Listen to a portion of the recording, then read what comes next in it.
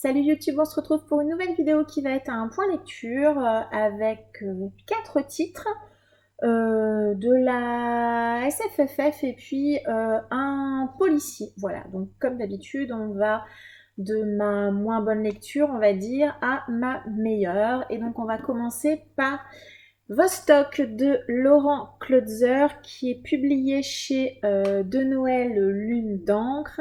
Un titre dont j'espérais beaucoup et qui malheureusement fait partie de ces titres où je trouve que la quatrième est un petit peu trompeuse. Donc, dans la quatrième, on me dit en fait qu'on va être à Vostok en Antarctique, qui est l'endroit le plus inhospitalier de la Terre, qu'il y a depuis 1957 une base permanente installée à Vostok par les Russes, et que du coup, 20 ans après la fermeture de la base, on va suivre un groupe d'hommes qui atterrit en toute illégalité et qu'a priori ils vont réveiller les fantômes qui sont à Vostok. Donc moi je m'attendais à quelque chose de science-fiction bien évidemment, mais également peut-être un petit peu fantastique. Et en fait pas du tout, voilà, pas du tout, puisque quand l'histoire elle démarre, vous êtes en Amérique du Sud avec une jeune femme dont le frère dirige un cartel de la drogue, en tout cas un cartel de la mafia. Et assez rapidement, elle est plus ou moins enlevée et séquestrée par son frère, qui considère que donc, dans la mesure où elle est sa sœur, elle ne peut pas se permettre de faire n'importe quoi. Et de plus, comment dire, elle a un certain nombre de responsabilités et il a aussi peur qu'elle se fasse enlever. Donc voilà, il veut plus ou moins la protéger. Donc en gros, pendant les je dirais bien une bonne centaine de pages, hein, clairement, ouais c'est ça, jusqu'à la page 98. Le livre il fait quand même 400 pages, donc pendant un quart du roman, vous êtes donc en Amérique du Sud avec ce frère et cette sœur qui donc effectivement, au démarrage de l'histoire, moi je me suis demandé mais où était Vostok, où était l'Antarctique, j'étais vraiment très très loin de ça. Puisque, puis en plus, clairement, moi, les choses un peu cartel de la drogue, c'est pas forcément quelque chose que j'apprécie de lire beaucoup, surtout, encore plus, quand c'est pas ce à quoi je m'attends. Donc en gros, pendant 100 pages, on est avec ce cartel, on va suivre un peu ce qui leur arrive, et effectivement, au bout d'un moment, ça va se décanter, et le lien avec Vostok va arriver. Arrivé à la page 100, ils vont donc effectivement partir, et le reste de l'histoire va bien se passer à Vostok. Mais j'avoue que moi, ce démarrage qui n'était pas du tout ce que j'attendais, ça m'a un peu, j'allais dire, cassé les pattes. Hein, et j'ai eu vraiment du mal à démarrer. En plus, je ne me suis pas particulièrement attachée au personnage. Et donc, à partir de la page 100, quand on va être à Vostok, effectivement, on va être plus ou moins dans un huis clos en Antarctique.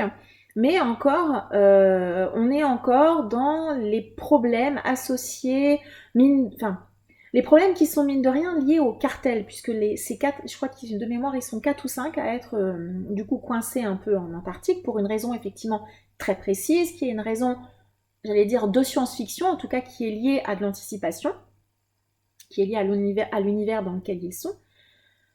Mais c'est resté quand même très lointain, quoi. On est quand même, donc c'est quand même un huis clos, ils sont coincés en Antarctique, plus ou moins dans un seul endroit. Et j'allais dire, les secrets vont ressortir, ils vont finir par s'avouer certaines choses, etc.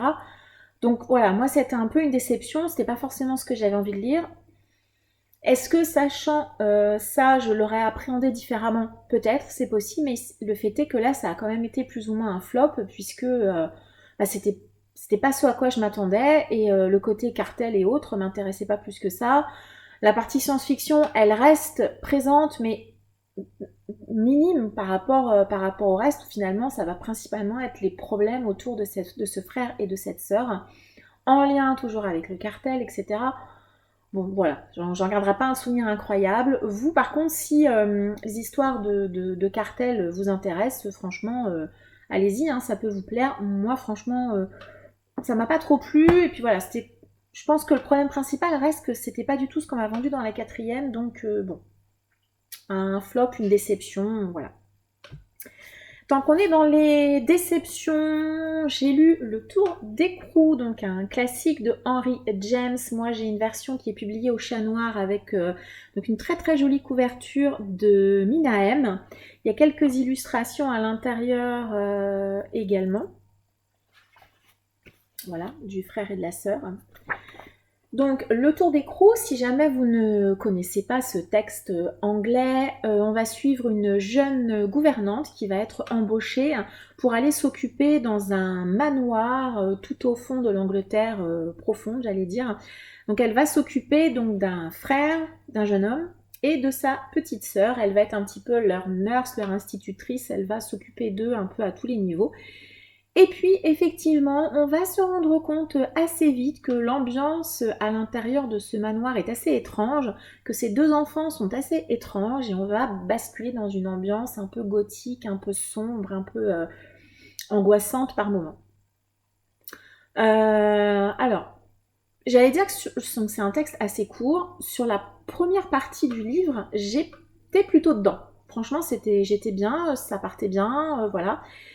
Et puis, malheureusement, assez vite, j'ai commencé à m'ennuyer, j'ai commencé à trouver qu'on tournait en rond. euh, et puis, je sais pas, il y a eu un truc avec l'écriture en fait. Alors, je sais pas si c'est la traduction qui m'a posé problème ou si c'est vraiment le texte. Du coup, j'allais dire, je ne saurais jamais puisque je ne lis pas en anglais. Hein. Mais moi, la traduction, je l'ai trouvée un peu étrange par moment. Alors, je ne saurais pas vous dire, vous savez, c'en est du domaine du ressenti, clairement. Je sais pas, il y avait quelque chose avec l'écriture qui me tenait éloignée du texte. J'étais pas forcément emportée dans le texte. Alors oui, il y avait certaines parties où, vous savez, ça faisait un peu comme des vagues. Il y avait des fois où j'étais vraiment bien dedans et puis tout d'un coup, plouf, ça retombait, à nouveau bien dedans, ça retombait. Bon. Euh, et puis voilà, moi j'ai pas été ni angoissée, ni inquiète, ni rien du tout. J'ai trouvé ça même finalement un petit peu plat. Voilà, je suis désolée pour ceux qui adorent le tour d'écrou. Moi ça l'a très moyennement fait. Je reste un peu mitigée sur cette lecture. Même la fin ne m'a pas enjaillée plus que ça.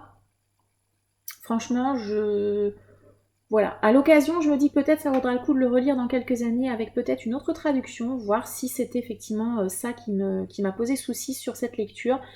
Mais j'avoue que je suis restée un peu... voilà, quand j'ai refermé le livre, je me suis dit tout ça pour ça, quoi. Voilà, ça m'a pas... Sans plus, vraiment, vraiment sans plus. Donc une lecture, je pense que je ne vais pas forcément garder en mémoire très très longtemps. D'ailleurs, vous avez vu même dans la manière dont je vous en ai parlé, j'ai pas grand chose à dire sur ce texte, clairement. Voilà, j'ai trouvé ça. Je sais pas. Il y a vraiment quelque chose qui m'a gênée dans le texte en lui-même, que j'arrive pas forcément bien à identifier. Est-ce que c'est la traduction? Est-ce que c'est la structure de l'histoire qui ne m'a pas convaincue? Mais bon, voilà, c'était pas une lecture de dingue et je pense que je pense que j'oublierai, on va dire, assez vite.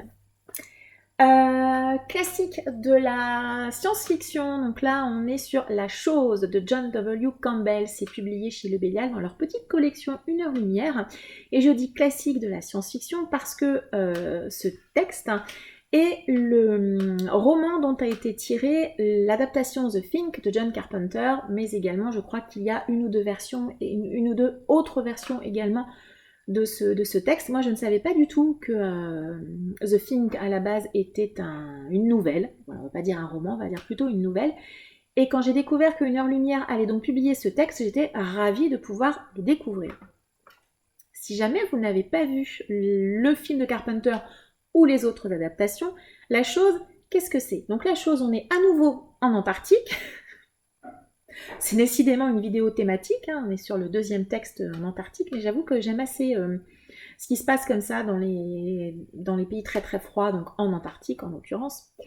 Et on va avoir un groupe de scientifiques qui vont déterrer qui vont retrouver sous la glace, pardon, un corps, visuellement en tout cas, qui n'a pas du tout l'air d'un être humain, et donc ce corps, ils vont le ramener à la surface. Et vous vous doutez bien que ça va pas forcément très très bien se passer avec ce corps. Donc si vous n'avez pas vu le film, j'ai pas forcément envie de vous en dire trop. On va être là bien évidemment dans un huis clos avec l'équipe de scientifiques, avec ce corps. Vous vous doutez bien également que les questions, elles vont être: qu'est-ce que ce corps? Que va-t-il se passer? Est-ce qu'il est congelé? Est-ce qu'il est mort? Est-ce qu'il n'est pas mort? Voilà, toutes ces questions vont se poser tout au long de ce texte. Moi j'ai beaucoup aimé ce texte, j'ai passé un très bon moment. Alors, il est vrai que si vous avez vu le film ou les films, ou n'importe lequel des films, hein, The Thing, vous n'aurez à mon sens pas beaucoup de surprises parce que c'est assez fidèle finalement à la nouvelle d'origine. J'ai pas eu de grosses surprises, j'ai retrouvé globalement la trame narrative du film, hein, jusqu'à la fin d'ailleurs, c'est quasiment identique, enfin en tout cas des souvenirs que j'en ai parce que j'avoue que je ne l'ai pas revu depuis ma lecture de ce texte. Moi j'ai passé un bon moment, est-ce que j'ai eu peur? Clairement non, il y a juste une toute petite scène à la fin où j'étais un petit peu, voilà, c'était un peu, alors j'irais pas dire gore, mais il y a des choses dont je suis pas très très fan dans la vraie vie et du coup quand je les vois en roman je suis généralement un peu ça me donne pas très très envie on va dire. Mais en dehors de ça je n'ai pas été particulièrement effrayée. La thématique globale je la connaissais. Le seul petit bémol que j'ai moi c'est au niveau du nombre de personnages parce que forcément l'équipe de scientifiques ils sont assez nombreux et moi en tout cas au début j'avais un petit peu de mal à vraiment identifier qui était qui et plusieurs fois je confondais les personnages mais c'est juste parce que le texte est petit et du coup les personnages sont pas hyper bien caractérisés dès le démarrage mais bon au bout de quelques pages ça se remet bien ça se remet assez vite en tout cas ça s'est bien remis dans ma tête hein. Je n'étais pas complètement paumée non plus. Voilà, c'est tout ce que j'ai à dire globalement sur ce texte. C'est une lecture très sympa, très distrayante. Moi, je vous la recommande si...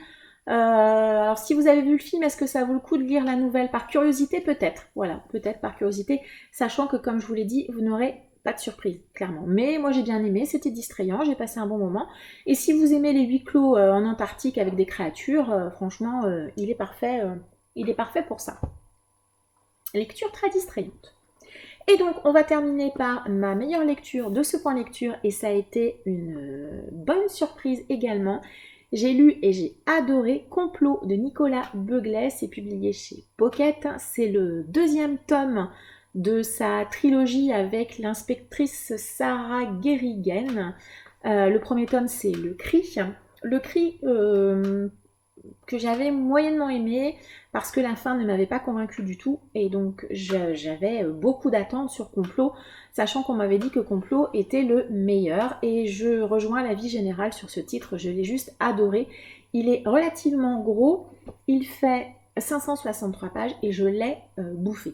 Je pense qu'on peut dire ça comme ça, j'ai dû le lire en 3 jours parce que je travaillais quoi. Je l'ai dévoré, je l'ai lu la vitesse de l'éclair, c'est ultra addictif, c'est plutôt bien écrit, il se passe énormément de choses. Il y a beaucoup de suspense, on va voyager dans différents pays. En plus, j'étais absolument fan du sujet qu'aborde Nicolas Beuglet dans ce texte. J'ai trouvé ça super, ça m'a posé beaucoup de questions. J'ai pas envie de vous le dire parce que j'aimerais que vous le découvriez de vous-même parce que moi quand j'ai vu vers quoi on allait j'ai trouvé ça super, vraiment vraiment super, très bien fait. Sarah elle est attachante je trouve. Dans le premier tome Le Cri je l'avais trouvée un peu froide et finalement là on la sent un peu s'ouvrir, un peu on en apprend davantage sur elle et ça c'est toujours chouette dans les enquêtes avec des personnages récurrents comme ça. Finalement ce qui nous branche le plus parfois c'est de les accompagner tout au long de leurs différentes enquêtes. Mais là, l'enquête, elle est vraiment, vraiment super chouette. Très intéressante, une vision de la société vraiment... moi, je dirais même plus qu'une vision, je dirais... Tout d'un coup, il se met à regarder la société sous un prisme vraiment particulier. Et quand vous choisissez de la regarder comme ça, la société, tout d'un coup, vous vous dites « Waouh, mais mon Dieu, mais c'est horrible !» Mais en fait, c'est affreux. Je suis pas sûre qu'il faille la regarder comme ça tout le temps, mais... La manière dont il aborde ça, c'était hyper intéressant, vraiment. Alors, c'est compliqué parce que j'ai pas envie de vous dire de quoi il s'agit. Donc, voilà, je vais rester assez évasive. Par contre, si vous l'avez lu et que vous voyez tout à fait de quoi je parle, n'hésitez pas, alors peut-être pas à spoiler dans les commentaires, mais à m'envoyer un MP sur Instagram. Je serais ravie d'échanger avec vous sur ce titre. Il y a beaucoup de suspense. La fin, elle est vraiment très chouette aussi. Enfin, très chouette, oui. Très intéressante en tout cas. C'est le genre de fin qui vous donne envie de vous jeter sur le tome 3, que je n'ai pas encore. Voilà, je ne sais pas ce que j'attends. Enfin si, je sais, j'ai beaucoup de livres dans ma pile à lire, donc je n'ai pas forcément envie non plus de me précipiter spontanément, mais vraiment, j'ai beaucoup aimé. J'espère lire le 3e tome avant la fin de l'année. J'espère à l'occasion si je tombe dessus.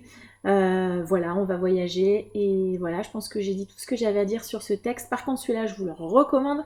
Alors, est-ce qu'on peut le lire sans avoir lu le cri? Alors, moi je suis psychorigide, moi je les lis toujours dans l'ordre, donc moi je vais vous dire non, je vais vous dire que c'est toujours mieux de lire le tome précédent avant.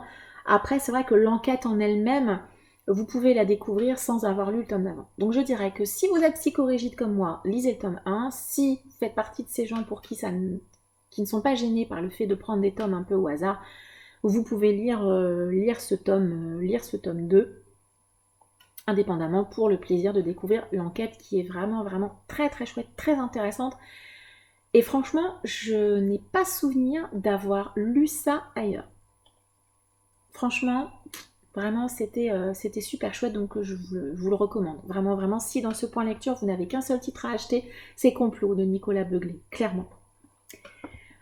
Voilà, ce point lecture est déjà terminé. C'est un point lecture un petit peu plus petit que ce que j'ai fait d'habitude puisque je n'avais que 4 romans à vous présenter. J'espère malgré tout vous avoir fait passer un bon moment. N'hésitez pas à me dire en commentaire si vous avez lu certains de ces titres, si vous êtes du même avis que moi ou pas du tout. N'hésitez pas également à me rejoindre sur mon compte Instagram, à mettre un pouce bleu sur la vidéo. Ça donne un petit peu de visibilité à la chaîne. Je vous en remercie en tout cas. Je vous souhaite une agréable journée et je vous dis à bientôt. Au revoir.